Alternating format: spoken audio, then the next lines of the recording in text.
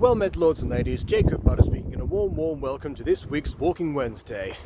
And it's not a wet welcome, and thank goodness for that, because I apparently missed a hailstorm by 10 minutes. So, you know, fact is, I guess I'm on a time crunch of a variety which I know not. I don't know. We'll see. I know the places I can duck and take cover if needs be. You know, hopefully the hail isn't too bad. You know, I've got some buffering at the very least, so there is that. Oh well. Time to actually, you know, think about something relating to this week. And I think it's probably going to be another one of those where it's a discussion about something on a larger degree. Because last time, you know, it was all about, you know, getting the mutant girl out and, you know, all of what came from that. It's windy now. Cardigan's trying to blow away. Oh, happened again. I don't know. Hopefully the light will not be too intense this time. Because I know a couple of weeks ago it was, the comments said, oh yes, Walking Wednesday brought to you by Apollo and Helios, which, gotta say, I appreciate how much I have, you know, instigated the appeal of Greek mythology within, you know, this small corner of the internet. Really appreciate that that's worked out. I guess that is one of the lasting impacts of the mutant girl, when it pertains to those who have seen it. Which, yeah, I have always liked that's, you know, how that's panned out. And I say that, I know that, you know,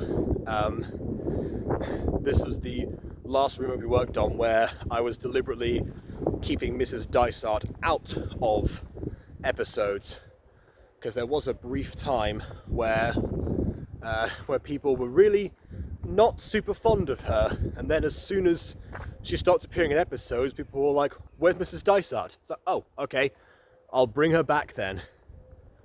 And this is of course before her number one fan, Aidan, came in and made sure that her legacy continued past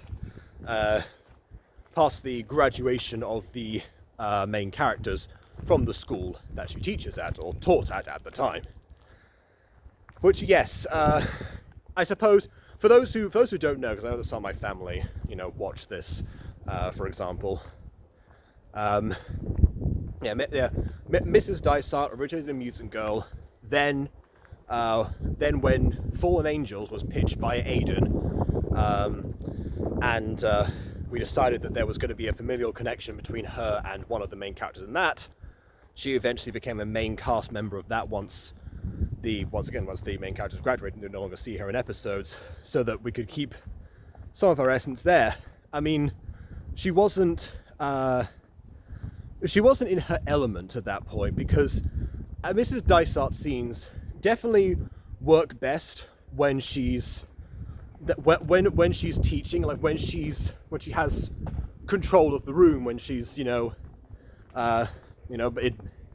instigating something, or, you know, imparting knowledge. And yeah, the imparting knowledge part went on to Fallen Angels, but of course, you know, she became much more reactionary there, because she was essentially a character that was, you know, tacked on for a legacy, similarly to you know, a supporting character that is played by a famous actor, and you want to, you know, keep that one person in the show for branding purposes. Except there was never any branding regarding Mrs. Dysart in any episodes, I don't think, so I don't know. Which is why Aidan gave her a spin-off afterwards, rectifying this and making the entire point that her Greek mythology knowledge was, you know, teaching some life lessons that you can learn from the actual myths. Some of them you have to kind of like scrounge around and dig a little deeper for, but they exist.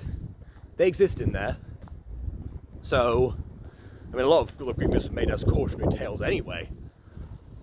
Some of them were of similar variety, and there was lots of don't defy the gods, which is doesn't translate as much today, but some of the other stuff, you know, to any of those who have seen The Name is Mrs. Dysart, you know what I'm talking about. But yeah, that was very much, you know, kind of how she was built, and even the fact that she's the titular character, but also not really the lead in that show. It does show that, you know, there's, you know how there's a lot of series that will try to spin off a certain character, and you know it just won't work out. Like how the show Joey came from Friends, for example, because Joey was one of the most popular characters from Friends, out of the Friends, and it was kind of a no-brainer to attempt something. But then you realise that, you know, being a character is not designed to be the lead. Becoming the lead in something does not always work out. For a more modern example, I guess, when Gibby started appearing as a more frequent role rather than a couple of random appearances in iCarly, and they were going to give him his own show at one point. They had the setup for it, but they never went through with it, probably because they realised the issue that they were going to run into regarding him. Ironically enough, he would have probably turned out the same way as Gibson from Ant Farm, but that's a story for another day.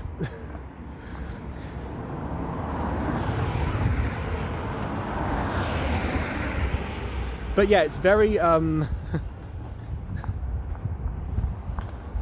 but yeah, it's very interesting that you know, like we realized that, you know, okay, what we're gonna ever do here, well, this is gonna be that, but she's not gonna necessarily have like an arc or a journey herself, focus on the new students and have it one of those shows where you know the teacher comes in and, you know, changes the lives of the students and however which way, and you know that whole thing happens. Not what I was talk about today, but you know, just got on the subject. Again, this happens when there's not that much in the week, I suppose. Except I guess like regarding like, you know, the health stuff I've been through, but I think I've already talked about that during streams mostly. So those who haven't seen those, yeah, I've obviously after the mutant girl, I crashed out, you know, tried my best to recover the lost sleep, and you know, nursed the headaches that I sustained from, you know, excessive alertness, let's say. And then afterwards, almost immediately, I had the issue where I actually end up going to the doctor, not because of the headaches thing, because I knew the source of that, obviously, but actually because at one point, as I was as I was having dinner, I suddenly realized that things were just getting stuck and I just wasn't able to swallow without forcing it. Like I'd be doing those like that to try and actually pass something. I thought, oh no, what's going on?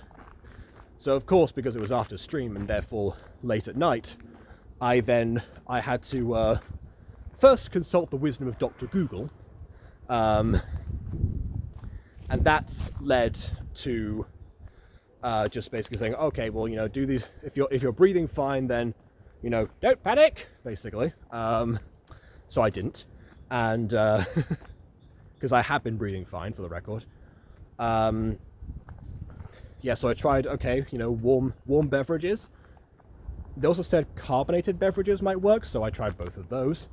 Oh, actually, no, I tried the warm one, and then in the morning, I tried carbonated, because I realized I was eating breakfast, it was still there. And I was just like, okay, I need to go and get this looked at. So, so I did, and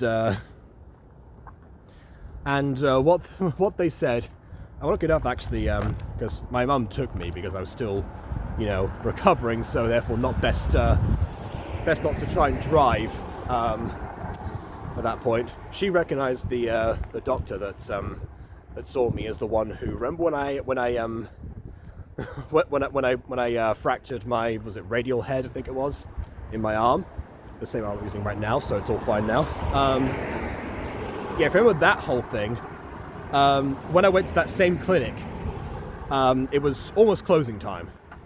They have a policy where they're like, after a certain hour, they will not take new appointments because they want to get through the rest of them before people have to go, because obviously, you know, doctors have lives too.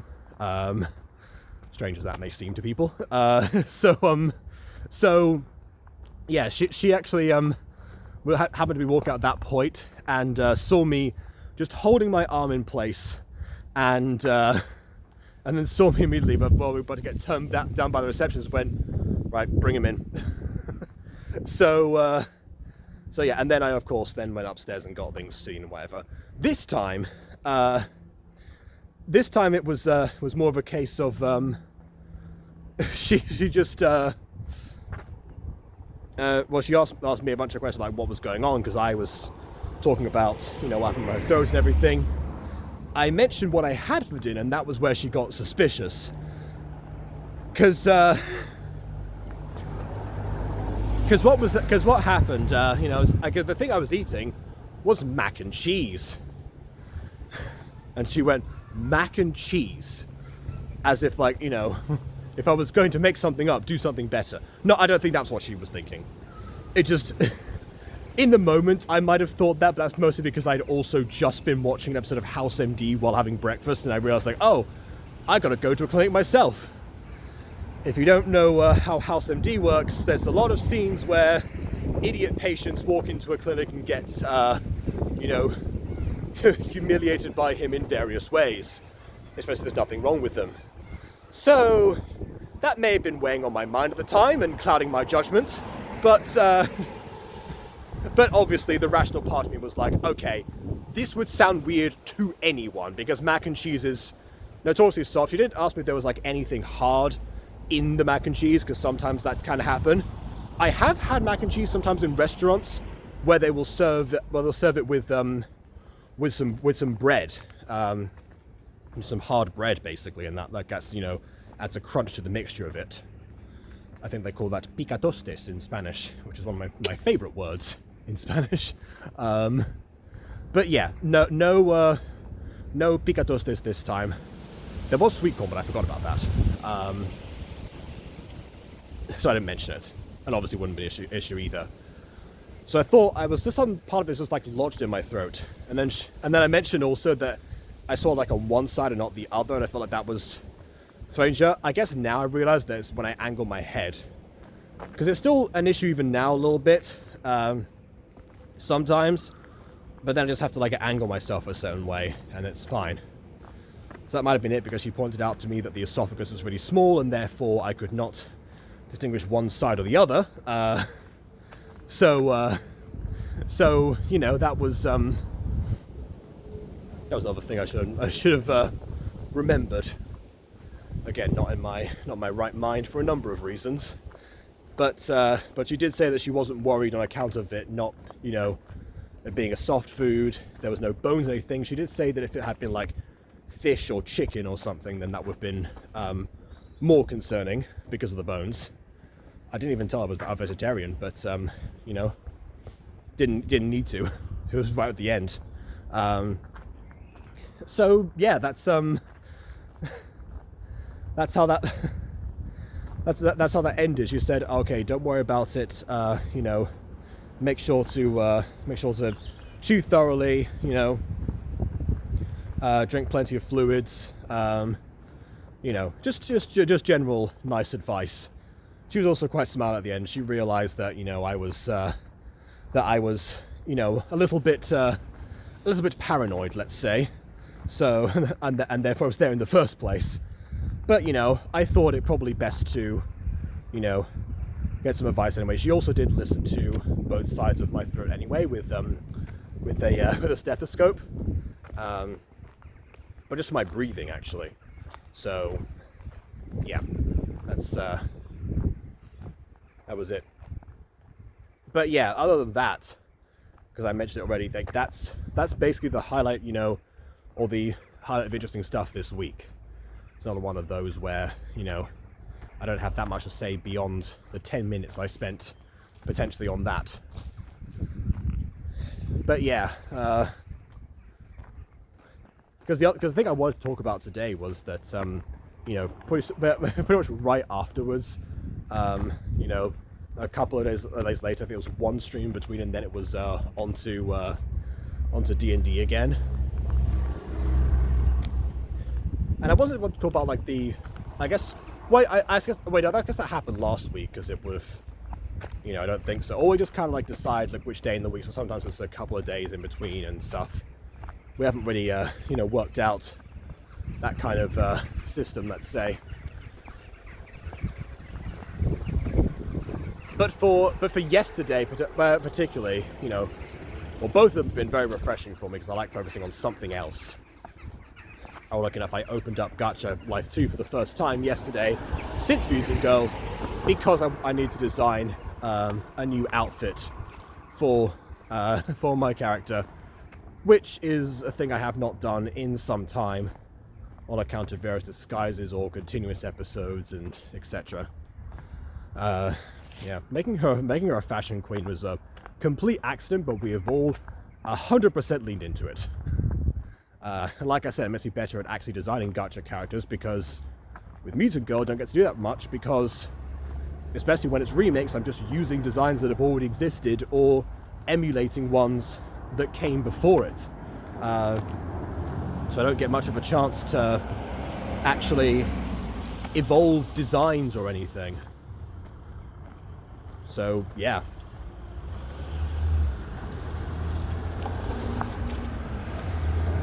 But of course I don't want to, promise too many new gacha shows, because I would do that much like media stores whenever there's a new game, and then they get abandoned anyway in favor of Mutant Girl. So that happens.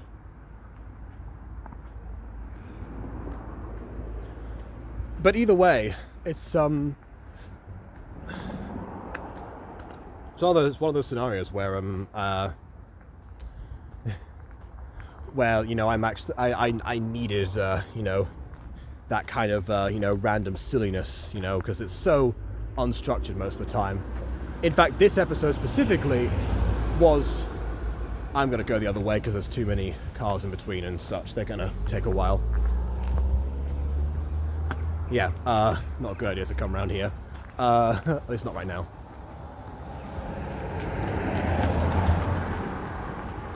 Yes, so what I was saying, yeah, so making sure.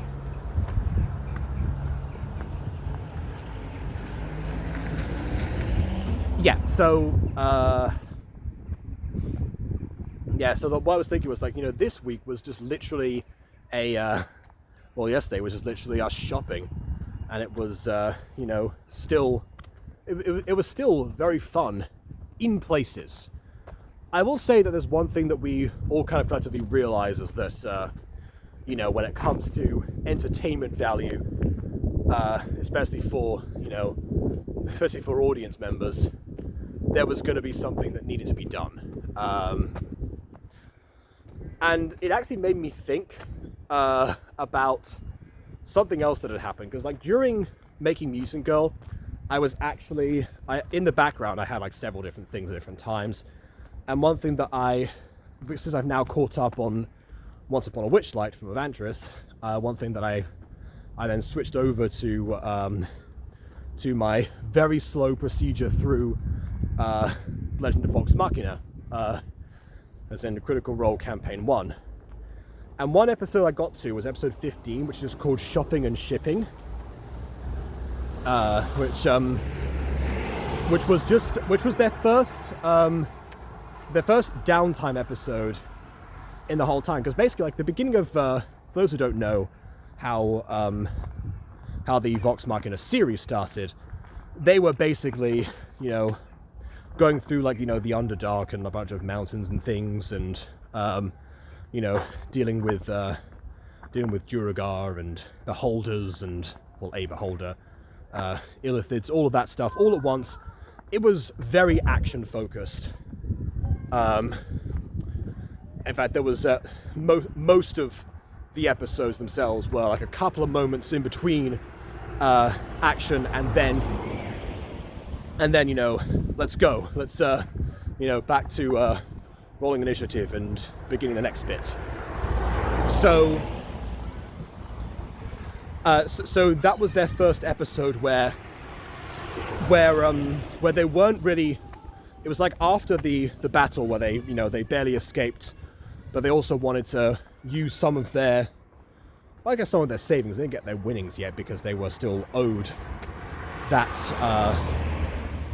They were still owed their winnings because they had to escape and teleport away. So they had to go back to the other place and collect their money. But what money they had, they used in this shop for this like other very very fun flirtatious NPC that they had already business relationship with, because it's all, you know, there was on the beginning of their series, and you know, that was basically what happened. It was a couple of like items and descriptions, and you know, what they could actually have, and you know, could they even get discounts because of who they were, and yada yada yada, which, yeah, ended up being fairly similar to how how like our shopping episode happened yesterday, where, because it's Aiden, there were multiple flirtatious NPCs and you know, various different shops, and he had lists of, you know, different items and such, because, you know, he was trying to talk about this. He's trying to, you know, upgrade us because we haven't acquired any new items specifically over time, because we're always solving mysteries, and it's not usually the time for that. There are a couple of early episodes actually where we end up going to certain shops to question some of the people there, if they knew anything, or if they're witnesses, or, you know, perhaps suspects. It depends on the situation. And yeah, we'd get a few items from there, really. Other than that, we could, you know, essentially, maybe one day we should just do like a, you know, a day in Territon or something, as we, you know, go about doing like just random casual things or something. I don't know. That probably would devolve into something weird very quickly, knowing us. So maybe not. But yeah, this was the first episode of Mysteries of Occulta where there was either like no big thing to resolve, or even a mystery. We have some episodes with no mysteries involved in them, or maybe like underlying, like, you know, background mysteries. Like the episodes we spent trying to free Lou, I guess, you know, the mystery was involved in like how was his spell modified, or, you know, what could we even do, or like, you know, what combination of things would lead to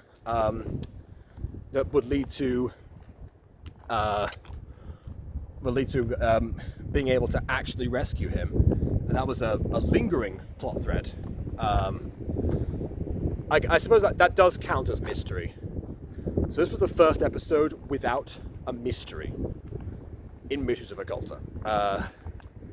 And much like the shopping and shipping episode was the first Critical Role episode without action or combat or something.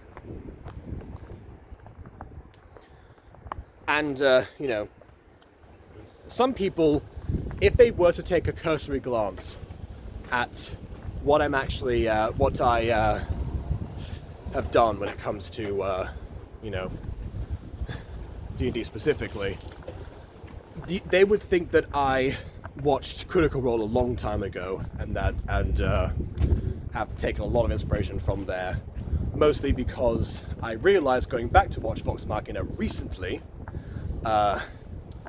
or going to watch it in the first place, that you know, that there is a known bard in their mix that uses parodies when it comes to like performing actual performing actual, spells or things of that nature, or inspiration.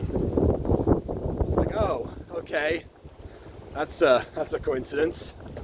But then also there is another there's the character. There's a druid that's also mostly wears green, and ends up being like the preachier and more righteous one by comparison to everyone else.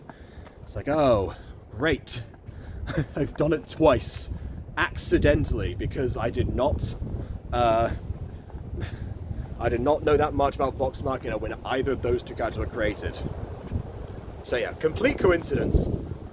But my delving into Critical Role specifically was, again, fairly recent, because I was curious, because yeah, this is the reason I got into live plays as much as I did was because of Evantris. So I had a whole different source of inspiration that I was trying to avoid directly ripping off, and it turned out that the things happened anyway.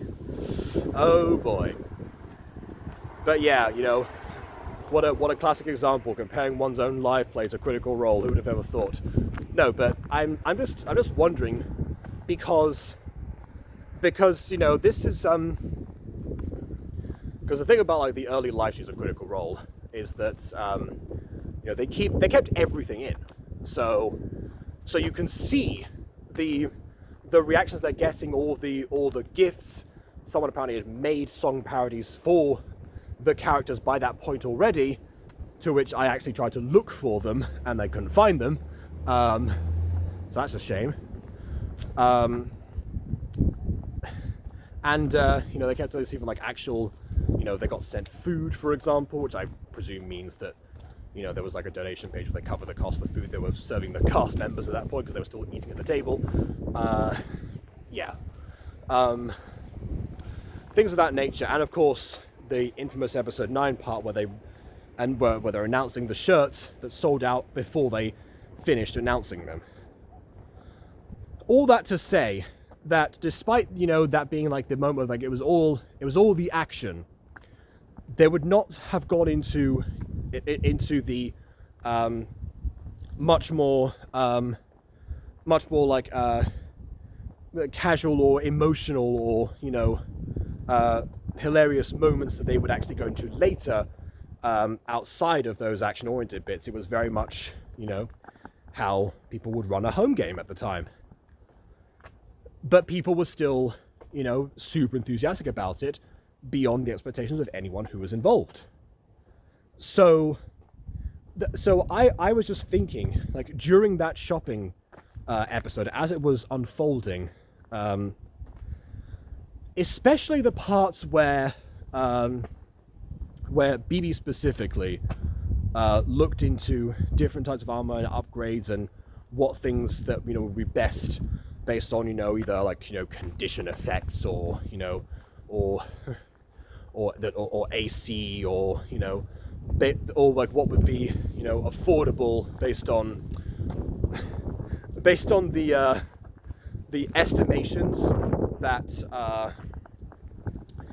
that we were provided, because while especially during season 1, where like most episodes were the ones where the cast were getting were getting paid permission and things, I personally used the estimate of, okay, well, we were going to be paid this amount for these missions. I shall add that to my inventory each time that we complete one that was actually assigned to us by the Mystery Guild. BB, I guess, wanted verbal confirmation that was happening, rather than it just being behind the scenes.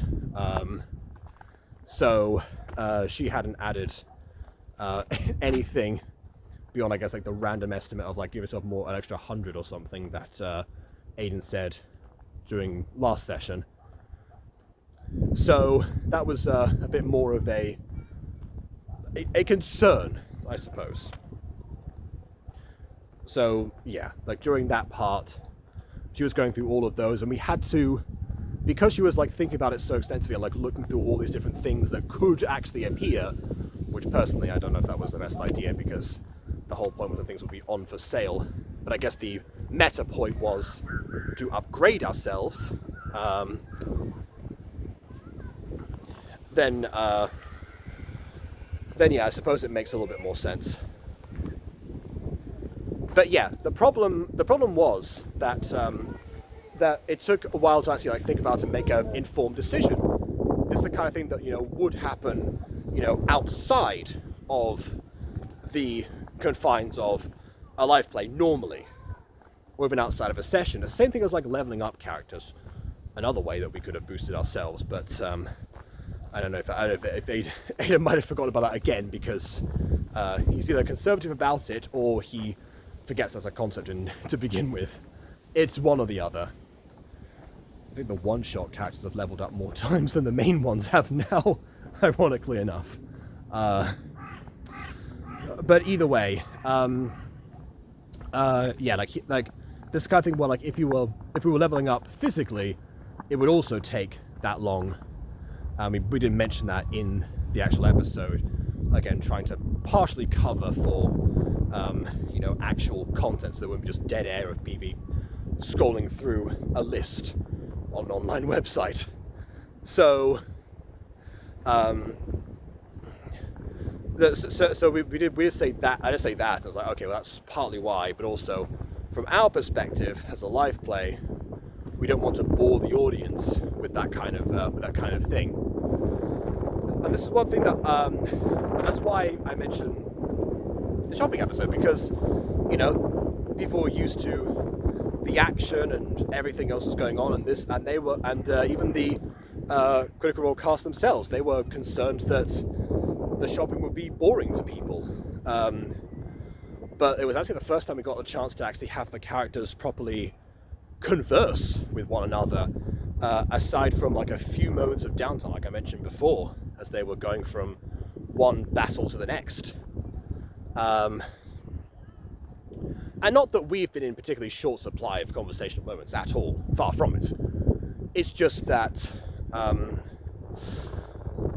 it's just that I thought, and I was concerned, but also we were all concerned that when it came down to ironically enough, the opposite thing, we're getting to the actual mechanics of D&D on camera, that would be that would cause people to tune out. And from what we saw, it didn't happen. And what I remembered about the shopping episode of Critical Role, I was they were, not to say that they hadn't gone through mechanics already, because they absolutely had at that point, extensively. It made me think that there's definitely people out there who as BB indicated a long time ago, that are really just into this specifically listening into how a D&D game would be played, rather than the specific live show format that live plays have evolved into since those early Critical Role days. And but yeah, it does, because I remember she also was saying that people were actually more enticed by long episodes and multiple hours and things like that in one single video, versus of course my concern with being viewer retention and actually getting people to go to the end, because these things that's YouTube being what it is. That's how people would come in, and yeah, I guess for Occulta, that was not necessarily new territory, because but again, most of the time we get into the core mechanics of D&D or anything are of course during combat, where everything comes together the way that it was designed to. So this time we're just going different magical items and think about conditions and etc, and the modifiers and yada yada yada. That's why I was concerned. So I do wonder what the consensus is when it comes to that kind of thing, because I've also realized that the viewer retention on the well, not the watch hours on the Butter Bunch are on display again, which, if you don't know, vidIQ has a thing, the extension I use, where if you go like past a certain point, it's usually like up past 5,000 watch hours, they just don't show you anymore because it doesn't matter. Because for YouTube purposes, having 4,000 is the requirement for the partner program. Not that the Butter Bunch doesn't have subscribers for that, but that's what we got that mostly from the retention on the StarKid streams, which I guess now I think about it also are extremely rambly, especially when it comes to having both Aiden and BB there. And while that did cause a lot of complaints, people got used to our format over time, back when we were doing that all the time. So yeah, I'm probably gonna, I did say to Aiden we should actually return to some of those, not because we're in a position of concern or anything, but just because we've also left that audience to the wayside in favor of doing all the D&D stuff that isn't going to appeal to everyone regardless of that.